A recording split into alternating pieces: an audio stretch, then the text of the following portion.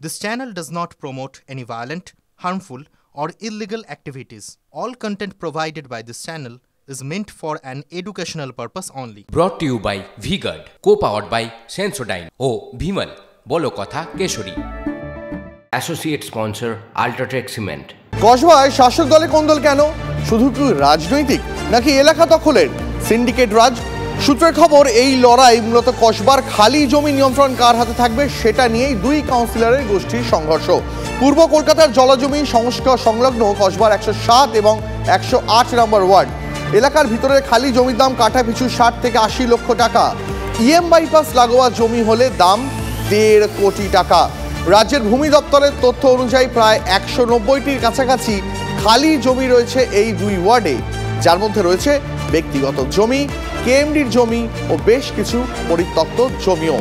এই জমি এখন শাসক দলের নেতা এবং জমি হাঙরদের নজরে। প্রশাসনের তথ্য বলছে, কেএমডির জমিগুলিতে সরকারি বোর্ড লাগানো থাকলেও রাতের অন্ধকারে খুলে ফেলা হচ্ছে। অভিযোগ, সেগুলি ব্যক্তিগত জমি দেখিয়ে বিক্রি করে দেওয়া হচ্ছে কোটি কোটি টাকায়।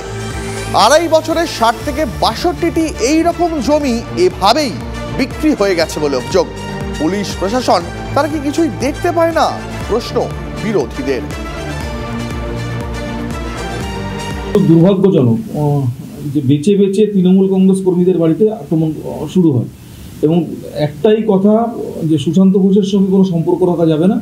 কসবা থানায় যে সমস্ত ছবিগুলোর তলায় ওয়ান্টেড লেখা থাকে, সেই ছবিগুলোকে সঙ্গে নিয়ে কাউন্সিলর নিজে গাড়িতে করে ঘুরে বেড়াচ্ছে। আগে কাউন্সিলর হয়েছে, পরে দল করেছে। আগে স্কোয়ার ফুট চিনেছে, পরে দলকে চিনেছে। হঠাৎ করে দেবাশিস কুমার আমাকে একদিন এসে বললেন যে তোকে ওই ওয়ার্ডে মাথা গলাতে হবে না, দলের নেত্রীর নির্দেশ আছে। আমি বললাম ঠিক আছে, আমি গলাবো না। লাস্ট 6 মাস ধরে আমি কোনো ব্যাপারে ওখানে কোনো কিছুর সঙ্গে ছিলাম।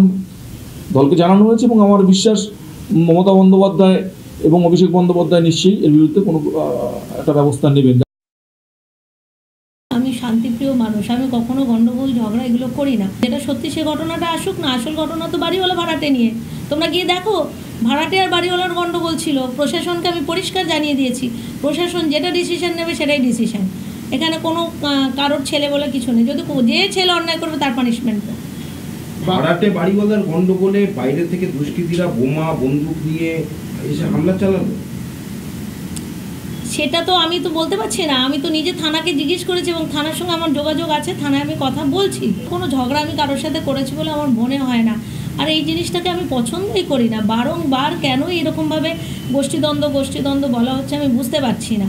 ওয়ার্ডের বাইরে থেকে লোক আসছে, বদমাইশি করছে, সেটা আলাদা কথা, সেটা তো কিছু নয়। বাইরের লোকটা কারা নিয়ে আসছে আমি জানি না তো সেটা। আমি তো পুলিশ প্রশাসনের উপর ডিপেন্ডেন্ট। দেবাশিস কুমার যিনি এই মুহূর্তে দক্ষিণ কলকাতায় দলের দায়িত্বে, তাকে পুরো বিষয়টা কি জানানো হয়? হ্যাঁ, উনি সবটাই জানেন। এটা আমার মনে হয় না এটা কোনো রাজনীতির ঘটনা। সম্পূর্ণভাবে দুষ্কৃতকারীরা এই কাজটা করছেন। দুষ্কৃতকারীদের বিরুদ্ধে প্রশাসন যথাযথ ব্যবস্থা নেবে, এ ব্যাপারে আমি নিশ্চিত। পুলিশের ব্যর্থতা, পুলিশ এক্ষুনি তাকে গ্রেপ্তার করা উচিত। যদি এরকম কারোর নাম থাকে, কে কার লোক আমার যদি কেউ দাবি করেন বা না করেন, সেটা তো প্রশাসনের দেখার কাজ না। প্রশাসনের কাজ যে অন্যায় করবে তাকে তার বিরুদ্ধে ব্যবস্থা নেওয়া, তো প্রশাসন নিশ্চয়ই তাকে নিতে হবে।